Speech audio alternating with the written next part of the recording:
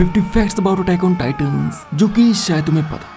दोनों anime and manga में Titans को कम्प्लीटली नेकेड दिखाया गया है बिना कपड़ों के, क्योंकि इन टाइटंस के सेक्सुअल ऑर्गन्स नहीं होते। बट इसके बावजूद भी अटैक ऑन टाइटन मांगा का जो मलेशियन वर्जन है, तो उसमें टाइटंस को पैंट्स के साथ दिखाया गया है, जो कि वहाँ के सेंसरशिप लॉज की वजह से किया गया था। Attack on titans creator Hajime Isayama को इन टाइटंस का आइडिया एक्चुअल में एक शराबी से आया था, क्योंकि जब इशियामा कॉफी शो में काम करता था तो वहाँ पे इनको बहुत ही ड्रंक कस्टमर मिला था, जो कि नशे में धुत होने की वजह से बोल भी नहीं पा रहा था। और अपने इसी एनकाउंटर से इंस्पायर्ड होकर इशियामा ने इन सभी टाइटंस के बिहेवियर को दिखाया है। एरन के अटैक टाइटन की जो पूरी फिजिक है, तो इसे प्रोफेशनल जापानीज एमएमए फाइटर युशिन ओकामी में मॉडल किया गया है। एंड अटैक टाइटन जिस तरीके से लड़ता है, तो उसका फाइटिंग स्टाइल एक दूसरे जापानीज एमएमए फाइटर ताकानोरी गोमी के फाइटिंग स्टाइल से इंस्पायर्ड है। और अगर राइनर की टाइटन फॉर्म यानी कि आर्मर टाइटन की बात करें, तो उसका ये फिजिक और इसकी ये पूरी बॉडी ब्रोक लेसनर पे बेस्ड है, जिसको तुम सभी रेसलिंग देख के जानते ही होंगे। इशियामा ने एरन को उसका नाम एरन सिर्फ इसलिए दिया था क्योंकि ये नाम सुनने में फेमिनिन लगता है, तो इसलिए इसे याद रखना भी आसान था, जिसके पीछे कोई बड़ा राज नहीं है। बट एरन का जो सरनेम है येगर, तो ये एक जर्मन वर्ड है जिसका मीनिंग होता है हंटर, जो कि बन जाता है एरन हंटर। एंड आयरोनिकली एरन ने एंड में हंटर का ही काम किया है, जिसमें लोग उसके आगे आगे थे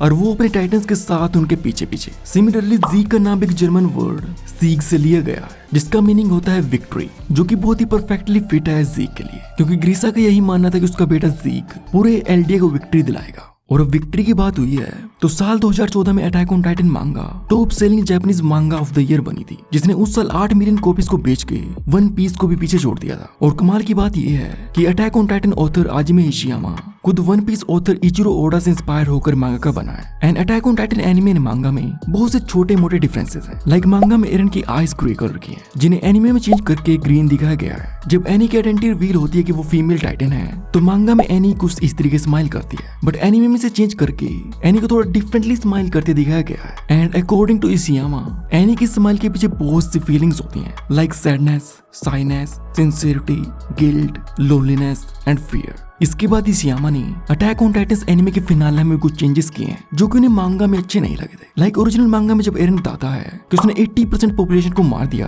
तो उसके बाद आर्मिन उसे थैंक्स बोलता है कि तुम खुद एक मॉन्स्टर बन गए हम सबको बचाने के लिए, जिससे कि एरन को लगता है कि उसने जो कुछ भी किया है अच्छे के लिए किया है। बट इशियामा एंड में एरन को इतने सारे लोगों को मारने के बाद अच्छा फील कराना नहीं चाहते थे, तो इसलिए एनिमे में इन लाइंस को चेंज करके आर्मिन यहाँ पे कहता है, I get why you wanted to erase humanity from the world beyond the walls. It was me who showed you the book that formed the basis for your worldview. That dumb idea of a free, unoccupied world waiting to be conquered was mine. तो यहाँ पे अरमिन एरन को directly तो नहीं कहता कि उसने बुरा काम किया है, बट वो उसका अकॉम्प्लिश बनते हुए उससे कहता है कि हमने जितने भी लोगों को मारा है, तो उसके लिए हम दोनों हमेशा के लिए नर्क में ही जाएंगे, जिससे कि एरन को भी एहसास हो जाता है कि उसने कितना बुरा काम किया है। एंड आई थिंक इशियामा की तरफ से चेंज एनिमे की एंडिंग को और भी अच्छा बनाता है, क्योंकि एरन ने सब कुछ चाहे किसी भी वजह से किया हो, पर 80% पॉपुलेशन को मारना किसी भी तरीके से जस्टिफाई नहीं होता। इनजस्टिस को ही ध्यान में रखते हुए इशियामा ने अरविन को डिजाइन किया था, जो कि वॉचमैन सीरीज के ओसबेंडिस कैरेक्टर पे बेस्ड है। एंड इशियामा ने अरविन को बिल्कुल एम्बॉडीमेंट ऑफ जस्टिस की तरह दिखाना चाहा, जैसे कि सुपरमैन एंड कैप्टन अमेरिका के कैरेक्टर्स हैं, जिनको देख के दूसरे लोग उस पर भरोसा करें और उसे फॉलो करें, जो कि अरविन ने सीन में यहाँ पे करके भी दिखाया। क्योंकि यहाँ पे हर एक सोल्जर को पता होता है कि उसके सामने मौत है, बट फिर भी ये सभी अरविन की स्पीच और उसकी डिटर्मिनेशन देख के उसके पीछे पीछे चलते थे। एंड अरविन के बाद लिवाई के डिजाइन एंड पर्सनैलिटी भी वॉचमैन सीरीज के रोजैक कैरेक्टर पे बेस्ड है। एंड लिवाई का नाम अमेरिकन डॉक्यूमेंट्री जीसस कैंप में दिखाए गए लिवाई नाम के एक पर्सन पे बेस्ड है। एंड अटैक ऑन टाइटन में लिवाई की age one of the mysteries में से एक है। इशियामा ने ये जरूर बताया है कि लिवाई बहुत ही ओल्ड है, 30 साल से भी ज्यादा, बट इसकी एग्जैक्ट एज नहीं बताई। बट लिवाई की हाइट एग्जैक्टली 5 फुट 3 इंच, जो कि आई थिंक सबसे शॉर्टेस्ट अडल्ट मेल कैरेक्टर है ओवरऑल सभी एनिमे में। एंड लिवाई को इसी शॉर्ट हाइट देने का आइडिया इशियामा को astro boy and the seven samurai movie के कैरेक्टर की यूजो से आया था। और जहाँ पे लिवाई सबसे शॉर्टेस्ट है, तो येलिना अटैक ऑन टाइटन में सबसे टॉलेस्ट कैरेक्टर है, जिसकी हाइट है 6 फुट 7 इंच। इसके बाद दूसरे नंबर पे है John with 6 foot 3 inch and third is Eren with 6 foot 8। और अगर बैकग्राउंड की बात हो ही रही है, तो हम इन दोनों को कैसे ही बोल सकते हैं, जिनमें कैनी का character grand theft auto game के ट्रेवर फिलिप्स से इंस्पायर्ड है। एंड कैनी की बैक स्टोरी और उसका title Kenny the Ripper actual में real life serial killer Jack the Ripper पे बेस्ड है। और अगर मिकासा की बात करें, तो ये नाम एक्चुअल में इंपीरियल जापानीज नेवी की यूनिक बैटलशिप मिकासा पे रखा गया है, जिसे लेट 1890s के टाइम बनाया गया था। एंड इशियामा ने मिकासा का फिजिकल डिजाइन उस ओर से इंस्पायर्ड होकर तैयार किया है जिससे कि एक दिन अपने पार्ट टाइम जॉब पे मिले थे मांगा आर्टिस्ट बनने से भी पहले, जिसमें मिकासा का scarf, hair style, eyes and eyebrows सभी उसी औरत पे ही बेस्ड है, जिसमें मिकासा को एशियन बनाने का आइडिया भी इशियामा को उसी औरत को ही देख के आया था। क्योंकि पूरी अटैक ऑन टाइटंस की स्टोरी में Mikasa one and only Asian character है, जो कि जापानीज यूरोपियन, जिसमें मिकासा की मॉम है जापानीज और उसका dad European. Attack on Titans में बहुत ही कमाल के कैरेक्टर्स हैं, जिनमें इशियामा के जो फेवरेट्स हैं तो वह है जॉन एंड राइनर, और मेरे पर्सनल फेवरेट हैं लिवाई एंड राइनर, और तुम भी अपने फेवरेट जरूर बताना। बट अटैक ऑन टाइटंस में जो सबसे मोस्ट यूनिक कैरेक्टर रहा है तो वो है ymir, जिसकी बैक स्टोरी भी मिस्टीरियस है और साथ में सबसे ओल्डेस्ट टाइटन एंड कैरेक्टर है पूरी स्टोरी में, जिसके लिए मुझे पर्सनली बहुत ही बुरा भी लगता है क्योंकि इस कैरेक्टर को इशियामा ने सिर्फ प्लॉट एंड स्टोरी की वजह से साइडलाइन किया है, जिसके बाद इसकी डेथ भी एक छोटे से फ्लैशबैक में दिखाई गई है। एंड मेरा मोस्ट फेवरेट सीन पूरे एनिमे में ये ymir वाला ही सीन है जब वो अपनी ह्यूमन फॉर्म में वापस आती है। यहाँ पे म्यूजिक, ये पूरी सीनरी मोस्ट ब्यूटीफुल सीन है पूरे एनिमे में। एंड अटैक ऑन टाइटंस में हिस्टोरिया एंड ymir की सिचुएशन टोटली ऑपोजिट होती है। ymir जो कि एक नॉर्मल रेगुलर लड़की होती है तो वो एक रॉयल ब्लड होने का नाटक करती है, तो दूसरी तरफ हिस्टोरिया जो कि एक्चुअल रॉयल ब्लड होती है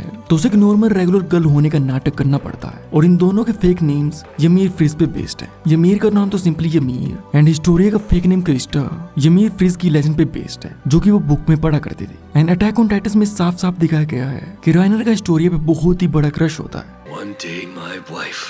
बट इसके साथ साथ 104 कैरेट के most of the male classmates भी मनी हिस्टोरिया को पसंद करते हैं, जिसकी वजह से हिस्टोरिया को गॉडेस कहा जाता है। You're a goddess, aren't you?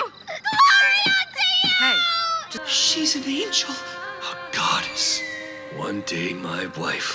But अगर एक्चुअल फाउंडर ymir फ्रिज की बात करें तो ये कैरेक्टर नॉर्स माइथोलॉजी पे बेस्ड है, जिसमें ymir सभी जायंट्स का फाउंडर होता है। तो वैसे अटैक ऑन टाइटंस में ymir सभी टाइटंस की फाउंडर होती है। नॉर्स माइथोलॉजी में ymir का जन्म हुआ था ईथर से, जो कि होता है the source of all life. तो अटैक ऑन टाइटंस में ymir को अपनी पावर्स मिलती हैं source of all living matter को टच करके। एंड ymir के नाम का मीनिंग होता है द स्क्रीम, जिसके जरिए फाउंडिंग टाइटन की पावर्स का यूज किया जाता है। शुरू में जब इशियामा ने अटैक ऑन टाइटंस की स्टोरी को लिखना शुरू किया था तो उस टाइम इसके अर्लीस्ट ड्राफ्ट्स में जॉन एंड अरमिन दोनों ओरिजिनली सिर्फ एक सिंगल कैरेक्टर था, जिसको बाद में इशियामा ने दो सेपरेट कैरेक्टर्स बनाया। और सभी अटैक ऑन टाइटन कैरेक्टर्स में से अरमिन की नाक बहुत ही राउंडेड और सबसे छोटी है, ताकि अरमिन देखने में gentle, kind, polite and weak लगे, जो कि इस शो में है भी। तो दूसरी तरफ एरन की बहुत ही एनर्जेटिक कैरेक्टर होने की वजह से इशियामा ने इसे ब्लैक हेयर्स दिए थे, ताकि बाद में एरन की मूवमेंट्स के हिसाब से ब्लैक हेयर्स को ड्रॉ करना उनके लिए इजी हो। इसके साथ साथ इशियामा ने एरन की आईज को बहुत ही अटेंशन के साथ डिजाइन किया था, ताकि वो बाकी सभी कैरेक्टर से ज्यादा स्टैंड आउट करे। एंड एरन को थिन आईब्रोज के साथ दिखाया है इंस्टेड ऑफ थिक, जिनसे कि एरन की एंग्री पर्सनैलिटी को दिखाना इशियामा के लिए और भी इजी हो गया था। एंड राइनर को डिजाइन करते वक्त इशियामा ने इसकी आईज एंड आईब्रोज को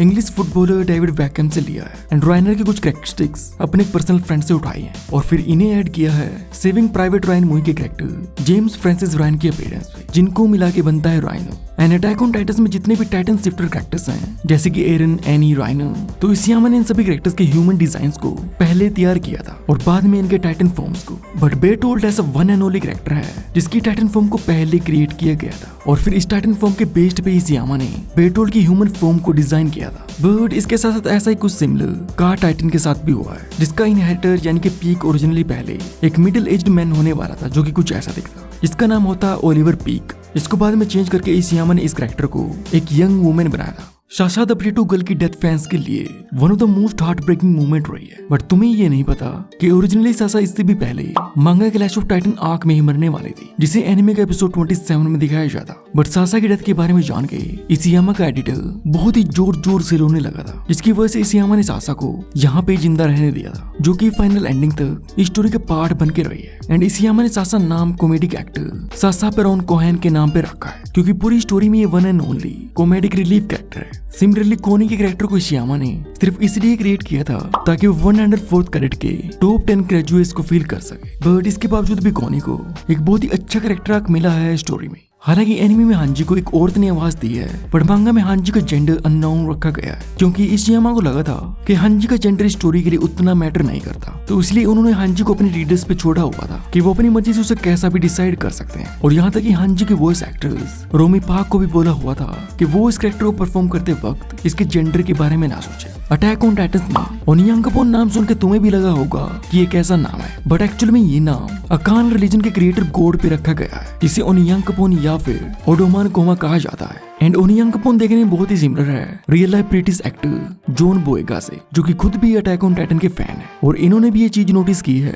कि ओनियांगापोन और इनमें बहुत सी सिमिलरिटीज हैं। और ऐसे इशियामा ने एनी का hair style Canadian singer Avril Lavigne की एक फोटो को देख के तैयार किया था। एंड एनी का सरनेम लियोन हार्ट एक्चुअल में 2 वर्ड्स को बना के बना है, Spanish word Leon and Dutch word hart, जिसको मिला के ट्रांसलेशन बनती है lion heart. And lion heart एक निकनेम है जो कि उस इंसान को दिया जाता है जो कि ग्रेट वॉरियर होता है, जो कि एनी भी बनना चाहती थी। इशियामा ने पिक्सिस के कैरेक्टर को योशिफुरु आकियामा पे मॉडल किया है, जो कि एक जनरल था इंपीरियल जापानीज आर्मी में। यहाँ तक कि पिक्सिस की हैवी ड्रिंकिंग भी इन्हीं पे ही बेस्ड है। एरन क्रूगर का नाम में भी रेफरेंस हो सकता है real life American screen writer and film producer Aaron Kruger का। इशियामा ने खुद ये बताया है कि फैल्को का कैरेक्टर ब्रेकिंग बैड के जैसे पिंकमैन से इंस्पायर्ड है। एंड गाबी का कैरेक्टर मोस्टली बेस्ड है गेम ऑफ थ्रोन्स की आर्या स्टार्क के कैरेक्टर पे, और इसका डिजाइन एरन के फीमेल वर्जन पे बेस्ड है। तो इसलिए गाबी के अंदर भी एरन की तरह ही बहुत ही ज्यादा गुस्सा है। लिवाई वर्सेस बीस्ट टाइटन की फाइट अटैक ऑन टाइटंस की आई थिंक सबसे बेस्ट फाइट है। और इस 1.5 मिनट की फाइट को एनिमेट करने में एनिमेटर आरिफुमी इमाई को पूरे 4 महीने लगे थे, जिसमें 1 महीने के अंदर इन्होंने स्टोरी बोर्ड को तैयार किया था और उसके बाद एक्चुअल एनिमेशन को अगले 3 महीने में। तो पूरे 4 महीने की मेहनत से हमें ये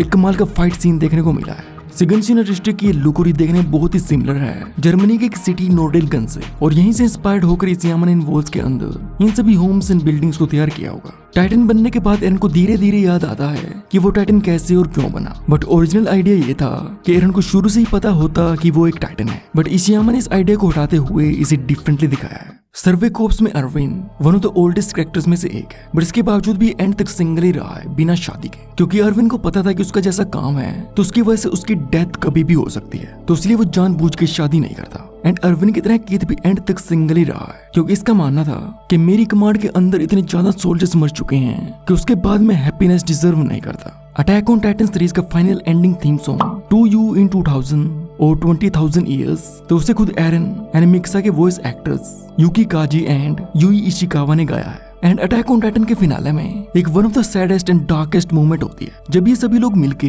इस छोटे से बेबी को बचाने की कोशिश करते हैं। तो इस बच्चे की जो रोने की आवाज है, तो उसके लिए यूकी काजी की न्यूबॉर्न डॉटर की आवाज का यूज किया गया है। और इन सभी फैक्ट्स के बाद अटैक ऑन टाइटंस के hidden details and Easter eggs की वीडियो भी चैनल पे आने वाली है, क्योंकि अटैक ऑन टाइटंस में भर भर के डिटेल्स एंड फोरशैडोइंग्स हैं, जिन्हें जानने के लिए चैनल को सब्सक्राइब जरूर कर लेना।